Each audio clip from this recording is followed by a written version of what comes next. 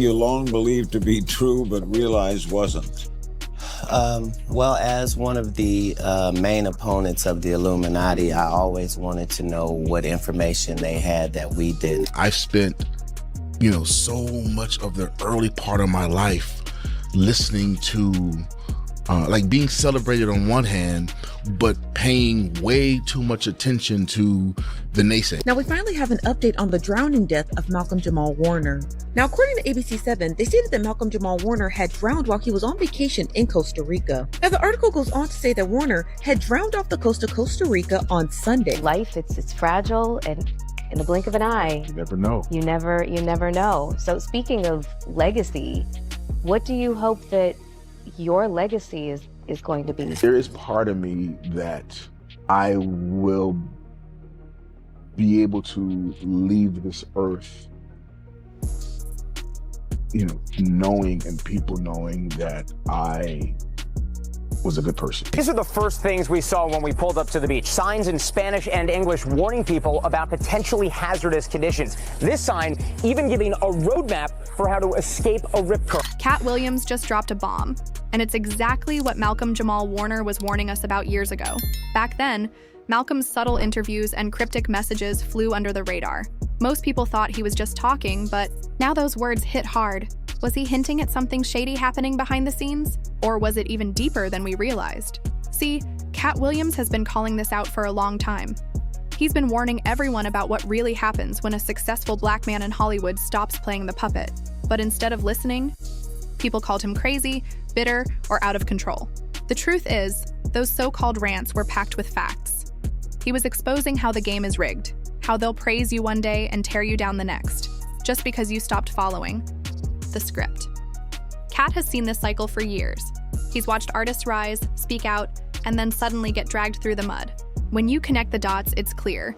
Powerful people behind the curtain are working overtime to crush black icons before they become untouchable. And this is where things take a sharp turn. Katt Williams didn't just talk about shady industry, moves. He went all in and name-dropped the Illuminati. Yes, he flat out claimed there's a secret society pulling strings in the background. And here's the kicker. It's not just some made-up story. Even The Guardian quietly backed it up when they reported on the so-called Good Club, a circle of billionaire power players running things from the shadows. This Good Club isn't your average rich circle. It includes global heavyweights, like Bill Gates, George Soros, Warren Buffett, Oprah Winfrey, David Rockefeller, and Ted Turner. Even lower-profile billionaires like Eli and Edith Broad are rumored to be part of it. That's not just wealth. That's real control. So even before conception, we were very clear with that. And I know that I needed a girl first to kind of ease me into it, because I have a pretty good idea of what kind of father I would be. So I needed a girl to kind of, slow me down and warm, to soften me up, if you would. So for me, raising my daughter, I came into fatherhood already with a certain maturity and certain understanding of male-female dynamics. And with a girl, all of that starts with the father. So I've always, since I literally pulled her out of my wife. That's a whole lot of money, and even more control. Katt didn't bite his tongue. He said, "This group has their own secret plans, and it ain't good for everybody." He even warned other black artists. Once you start climbing the ladder, be very careful who you let around you. Now, to some folks, this might sound wild, but Katt swears he's not making it up. He says he's lived through it, felt the pressure, and after getting hit with setback after setback, he had to step back, just to stay safe. According to Katt, this wasn't about him being loud or controversial. No, it was about him speaking up. The moment he started pulling back the curtain on what's really happening, the industry flipped the switch on him. They didn't just ignore him, they came for him hard. Katt admits he never expected the hate to hit this heavy, but now it all makes sense. His raw honesty was turned against him, twisted into ammo to tear him down. And while the chaos exploded, around him, the shadowy figures he calls the Illuminati just sat back and watched, like it was all part of the plan. Then came the bomb he dropped about Bernie Mac. Katt made it clear he believes there's far more to Bernie's story than what we've been told. He hinted that the truth behind what really happened is one of the industry's most locked-down secrets, and he didn't flinch when calling it out. But what Katt said next left people shook. He claimed the Oscar slap, that viral moment between Will Smith and Chris Rock, was totally fake. According to him, it was staged from the very beginning. Many laughed it off, but Katt has been deep in Hollywood for years. He's seen the playbook. So when he says Will wouldn't just snap, like that on live TV, you can't help but wonder, was it all just another act? Katt's not just stirring up drama. He's exposing what he calls a full-on system. A setup designed to bring black men down and box them into tired, damaging roles. He insists it's not random, it's strategy. And it's all being controlled by powerful hands behind the scenes. How people feel about the ritual. It's about does following the ritual work. Yeah. And so you can fool yourself into thinking there isn't one, but the evidence will be clear. So like when I be like, oh, these guys are wearing dresses. Everybody's like, oh, he keeps talking about people wearing dresses. No, it's not. That is a weird thing. It's not like that. Look at it from a different way. Look at it. Show me one person that ever wore a dress in Hollywood unsuccessfully. Even actors like Terrence Howard have stepped up, calling out the same shady cycles in the industry. And Denzel Washington, he doesn't play that game. He's known for turning down roles that feed into racist stereotypes. That's real integrity. In a business that's been trying to erase it for decades, moves like that have sparked a fire. Fans and creators are demanding stories that uplift Black voices instead of tearing them down. But now, something powerful is coming to light. People are finally realizing that Malcolm-Jamal Warner had been quietly dropping these truths for years. Yes, that Malcolm, the one we all grew up watching on that legendary family sitcom. He always kept it clean, classy, and far from drama. But that calm image made it way too easy for people to overlook him. Toward the end of his life, though, you could feel a shift. Malcolm was done staying silent. He started speaking from the heart, not just about acting, but about the system behind the fame. About who controls the spotlight, who gets pushed out, and the heavy price that comes with being a Black man trying to survive in Hollywood. Then came his final podcast episode, Not All Hood, released just 2 days before he passed. And man, it hit different. It felt like a goodbye disguised as a message. He opened up like never before in a powerful conversation with spoken word artist Tamika George My Harper. What he shared was raw, emotional, and unfiltered. During that episode, when Malcolm explained the meaning behind Not All Hood, Tamika responded with a line that stopped him cold. Ain't nothing wrong with the hood. Just like that, the whole tone shifted. You could feel the weight of that moment. It hit Malcolm hard, because it was true. The media loves to spotlight the pain, the struggle, and the chaos, but rarely shows the pride, the strength, or the soul that lives in Black communities. And no, he wasn't turning his back on the hood. Far from it. Malcolm was calling out how the system twists the image, misrepresents the truth, and profits by showing only the broken pieces. In his own words, the hood side, ultimately, historically, is what has always created American culture. And he was right. Black creativity, style, and influence have been stolen, watered down, and erased time and time again. Hollywood has been trying to bury that truth for years. In one of his last interviews, Malcolm dropped a line that hits even harder now. Black survival in America. That's Black excellence. He wasn't talking about red carpets or trophies. He meant making it through, mind, body, and soul, in a system built to keep you invisible. Sometimes, just surviving is the win. That's what he meant when he said, "We're not all hood." It was never about shame. It was about recognizing the full picture. When he said it, it was powerful. But after his sudden passing, it's haunting. It's like he knew something was coming, like he felt the clock ticking, and chose to spend his final days shining a light on what mattered most. Being Black in America has never just been about fame, awards, or flexing success. It's about survival, with dignity, with strength, and with purpose. And just 48 hours after dropping that vulnerable, powerful podcast, Malcolm-Jamal Warner was gone. Has never been a person that has been parodied 9 times on Saturday Night Live and yet never been invited other than me. I, at this point, take it as a badge of honor that they don't fuck with me. A lot of times when people are doing an impression of you, they're really showing you how they feel about you. You know what I mean? So for Saturday Night Live to have an impression of me and have a woman do that means they think I'm a bitch. And I understand that that's what they're saying when they do that. I understand how the game goes, and I understand that if you love me, I know why you do. And if you don't with me, I understand why. To an entire generation, Malcolm-Jamal Warner was Theodore Huxtable, the smooth, funny, down-to-earth son on The Cosby Show. Week after week, we watched him grow up in that polished TV world, with perfect parents and life lessons wrapped in laughter. But Theo wasn't just a character. He felt like family. That vibe followed Malcolm into adulthood. People saw him as calm, steady, and drama-free. But behind that polished image was a man carrying a lot. You won't find his name in scandalous headlines or messy tabloids. What you will find is quiet strength.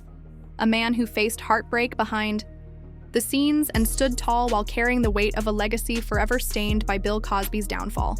Through it all, Malcolm stayed solid. He never cracked. He never lashed out. He never let the noise drag him under. Instead, he kept pushing forward, kept creating, and kept speaking truth, even when the spotlight didn't want to hear it. While so many child stars crashed and burned, Malcolm-Jamal Warner leveled up. He moved with quiet power, kept his head on straight, and proved you don't have to be loud to leave a mark. He never chased clout. He stayed grounded, focused on creating, and always kept his eyes on the bigger picture. Through all that reflection and realness, Malcolm became more than just Theo from TV. He became a man who turned pain into purpose and silence into strength. But the toughest, most painful chapter of Malcolm's career wasn't about something he did. It was about something he was swept up in his deep connection to Bill Cosby. Rican Beach, where officials say a dangerous rip current swept away Malcolm-Jamal Warner. The Cosby Show star drowning in secluded paradise on Sunday. What makes that beach so treacherous? You know, it's similar to other beaches where there are strong rip currents that are deceiving. Mike Geist helps run a volunteer lifeguard organization here. He says while no lifeguards were on duty that day, Geist's friend, who happens to be a trained lifeguard, was there to surf and discovered Warner unresponsive in the water. Costa Rica's Red Cross says they were able to rescue another man alive who was taken to a clinic in critical condition. Rica, Jesse, officials say Warner's autopsy is now complete. It was completed this morning, according to authorities. That situation rocked the world. And for Malcolm, it was brutal. He was pulled into a storm he didn't create, stuck between loyalty to the man who changed his life and the backlash that came when the truth about Bill Cosby came crashing down. To understand why it hit him so hard, you have to know how close Malcolm and Cosby really were. Cosby didn't just give him a role. He handpicked 13-year-old Malcolm from a national search to play Theo. That wasn't just casting. That was a life-changing moment. On set, Cosby never acted like he was above anyone. Malcolm said he studied how Cosby led with humility, and that lesson stuck with him. It taught him how to stay grounded even when the cameras were flashing and the pressure was heavy. Cosby also dropped gems of wisdom, like warning against using trendy slang in the scripts so the show wouldn't age badly. Years later, when Malcolm rewatched old episodes with his daughter, he had to admit, Cosby was right. The show still hits. Their connection ran deeper than just actor and director. Bill Cosby was a mentor, even a father figure to Malcolm-Jamal Warner. So when the scandal erupted and more than 50 women came forward with serious accusations, Malcolm was caught in the middle of a firestorm he never asked for, and his reaction wasn't fast, defensive, or calculated. It was slow, heavy, and full of emotion. In a 2015 interview, he said it quietly but clearly. He's one of my mentors. Malcolm admitted, just as it's painful to hear any woman talk about assault, whether true or not, it's just as painful to watch my friend and mentor go through this.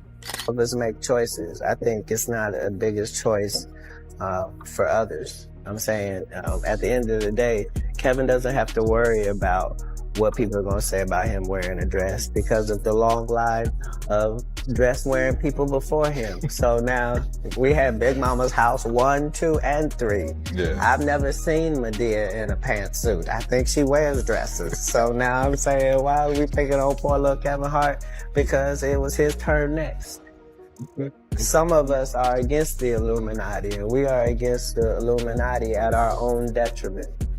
When people are against the Illuminati, then they get punched in the face all the time. The press hates them, and nobody likes them. End quote. We all love Dave Chappelle. Exactly. Dave Chappelle has never been a part of the Illuminati. They don't want him or me or people like that. That one quote says it all. Malcolm wasn't ignoring the pain of the victims, but he was also grieving the fall of a man who had shaped his entire path. He didn't make excuses for Cosby, but he also couldn't bring himself to throw him away. He once said, "I can't defend him, but I won't throw him under the bus." That's how torn he was, caught between truth, loyalty, and heartbreak. Malcolm didn't shy away from calling out the media frenzy either. He labeled it a circus, pointing out how quick people were to jump on headlines without ever looking deeper. He wasn't trying to erase or silence the voices of the women involved. What he wanted was space for a more honest, layered conversation. It was a brutal tightrope to walk, and it showed just how deeply the entire situation weighed on him. But beyond the chaos in the media, what broke Malcolm the most was watching The Cosby Show, the very show that gave him everything, get yanked off the air. To most people, it was just another sitcom. But to Malcolm, it was so much more. It was a cultural moment, a rare and powerful image of a successful, loving Black family beamed into millions of homes every week. He once said, "We've always had The Cosby Show to hold up against that, and the fact that we no longer have that, that's what saddens me the most." And Drake beat, which, they talk about how much they hate each other and give all these references to violence and that sort of stuff. Yeah. Do you think, even though we enjoy those songs and they're bop, do you think that has a detrimental impact upon the culture ultimately? Ultimately, yes. It's been normalized for, us to call ourselves the N-word, right? And we like to talk about how we've taken the power of that word back. But I'm of the school of thought. If I'm trying to speak love and upliftment to my brother, why am I going to borrow a word from people who use the word because they hate me? But we get caught up in, we're turning the N-word into a positive. But our music is not reflecting positivity, love, and upliftment of our culture. And we're at a point now where so much of our, especially our music, so much of our Black music, when you strip away the music and just listen to the lyrics, so much of our Black music is really anti-Black. Oh, you think so? When you think about it, you almost cannot have hip hop without talking about drugs, using the N-word, and murking somebody. Right. Or calling a female, a bitch or a hoe. Like that's become we've normalized that so much that I think we need a space where we can say, wait a minute, that. Because without that show, in a couple of generations, the Huxtables might just disappear. Like they were never part of the culture. Malcolm-Jamal Warner never sugarcoated it. Losing The Cosby Show cut deep. He didn't play tough or pretend. It didn't matter. He spoke out about the double standard in the industry, loud and clear. Movies made by people like Woody Allen and Roman Polanski are still streaming everywhere. But The Cosby Show? Gone, like it never even existed. And Malcolm didn't hold back about how much that stung. Not just emotionally, but financially too. He admitted, "It's literally taking money out of my pocket." That wasn't a side note. That was real-life impact. So yes, part of the pain was about what the show meant, about culture, pride, and progress. But part of it hit his bank account. The fallout didn't just shake his morals, it shook his livelihood. At first, Malcolm admitted he felt like the legacy of The Cosby Show was ruined. It hurt just to think about it. But then came a conversation that flipped everything. A deep heart-to-heart with Kesha Knight Pulliam, the actress who played Rudy. She reminded him what the show meant to millions, especially young Black kids growing up in a world where they rarely saw success, love, and education wrapped into one family. That show gave them hope. It gave them vision. That moment stuck with Malcolm. He later said, "Her saying that really shifted my perspective. It became a turning point. Instead of staying stuck in the loss, he started to see the gift the show had given the world.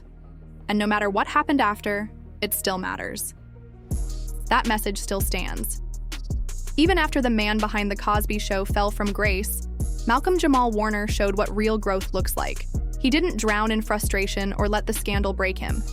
He sat with the pain, processed it, and came out stronger. For the title is combating the narrative of Black life, Black culture that the media focuses on.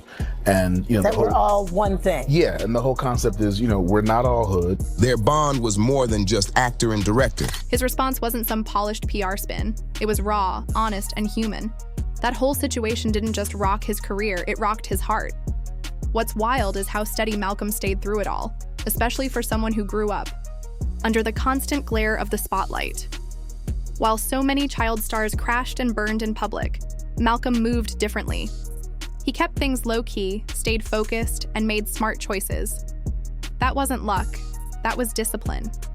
He always knew who he was outside of fame, and he never let the noise define him. After The Cosby Show wrapped, Malcolm didn't ride the wave. He built a new one. He worked hard to step out of Theo's shadow. For a while, he didn't even like being called Theo. Not out of hate, but because he was determined to prove there was more to him than one role. And he did exactly that. He directed hits like Kenan and Kel, sharpened his craft as a musician, and became a force in spoken word. He didn't just reinvent himself, he leveled up. Malcolm even snagged a Grammy for Best Traditional R&B Performance, and later earned a Grammy nomination for Best Spoken Word Poetry Album.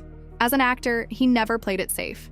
He flipped the game, moving from sitcom vibes in Malcolm and Eddie to hard-hitting dramas like The Resident, Suits, Major Crimes, and the award-winning American Crime Story, The People vs. O.J. Simpson. He proved that staying grounded and grinding could pay off. He didn't just survive childhood fame, he owned it. Malcolm never wanted to be stuck as just Theo. He admitted, "They were tired. They were tired of me fighting with the writers." He wasn't afraid to speak up, even back. Then, his journey hits differently. Not just because of what he achieved, but because of everything he chose not to get caught up in. While plenty of child stars from his era spiraled into scandals, addiction, courtroom drama, or public meltdowns, Malcolm stayed far away from all that noise. And he never chalked it up to luck either. He gave major credit to his mother, Pamela, who managed his career and taught him early on how to move smart and stay disciplined. I am tired of running for shade. And aren't you tired of being hustled and played? And aren't we all tired of crying about how hard it is to be Black in America, even if it looks like we've got it made? Even back in the late 80s, Malcolm was already trying to uplift people. In 1988, he released Theo and Me, Growing Up Okay. It wasn't about clout, it was real advice for young fans on making smart choices, staying out of trouble and focusing on more than just fame. The fact that Malcolm stayed scandal-free all these years wasn't an accident. He was paying attention. He saw what happened to other young stars and decided early, that's not going to be me. He matured on his own terms and never let the spotlight derail his path. That growth showed in his work. His first book was tied to the Cosby Show era, but as he matured, his art went deeper. His spoken word album, Hiding in Plain View, earned a Grammy nomination, and his 2017 short film, You Can't Hear Me, wasn't just another project, it was a statement.